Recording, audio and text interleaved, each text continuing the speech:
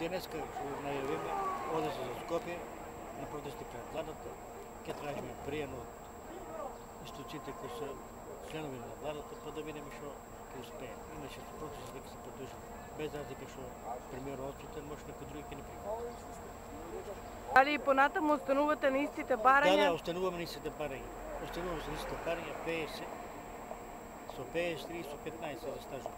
Од тие барања остапуваме. Идеме се и по пети пат предлог законот ќе се поднесе и така. Денес? Речунаме денеска. Треба да се чуеме и со Лилјана, чуеме се меѓутоа и денеска ќе потврдиме. Колку број штипскиот огранот на Здруженијето? 550.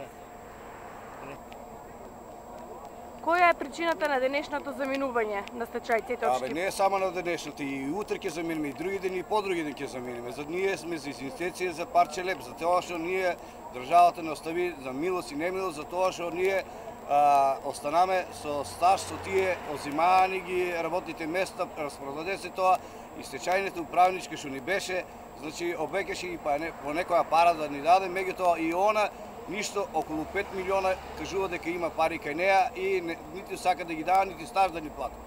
Затоа што ние останаме со 27-8 години на улица и сега не сме згрижени никаде, меѓутоа живееме ден за ден од некои си што ни помагат, така кои ни зимат леп, кои ни зимат такво нешто и така се живее.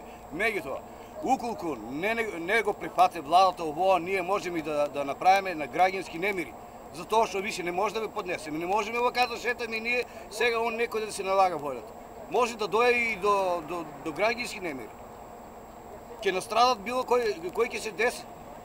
Што ќе се настрада, ќе се настрада. И тоа ќе го изјавиме јавно више дека од овај ден ние настапуваме со граѓански немири. Ние не можеме вака секој ден да се онодуваме собираме. И така може тоа, може да се најдат места и за нас. Ние више не останаме многу, нашите луѓе и нашите такво се скоро починени. Ние тоа е тоа. Значи ние што останаме нешто бореме за таква екзистенција за да преживееме. И толку да сванат овие луѓе дека ние не самоволно го правиме и затоа се живо продаде, а на нас ништо. Затоа ги молиме да некако некој згрижување да има за тоа што иначе ќе испадне дека ние више не може да ги поднасеме. Имаме фамилија, деца, внуци, ово оно што тие деца тражат пари од нас, тражат немаме и струи, ово не ние платиме сметките секој ден, секој месец уствари закани околу таквото. Диво се приклучуваме, тоа не е живот. Секој пат не е на крива него, крива е владата што ние сакаме сметки да се подмириме, сакаме да се струи и тоа да се подмират. Меѓутоа ние не сме способни више тоа да го работиме. Благодарам на тоа и да имате толку внимание и чувство луѓето да не препарат како луѓе, разбираш.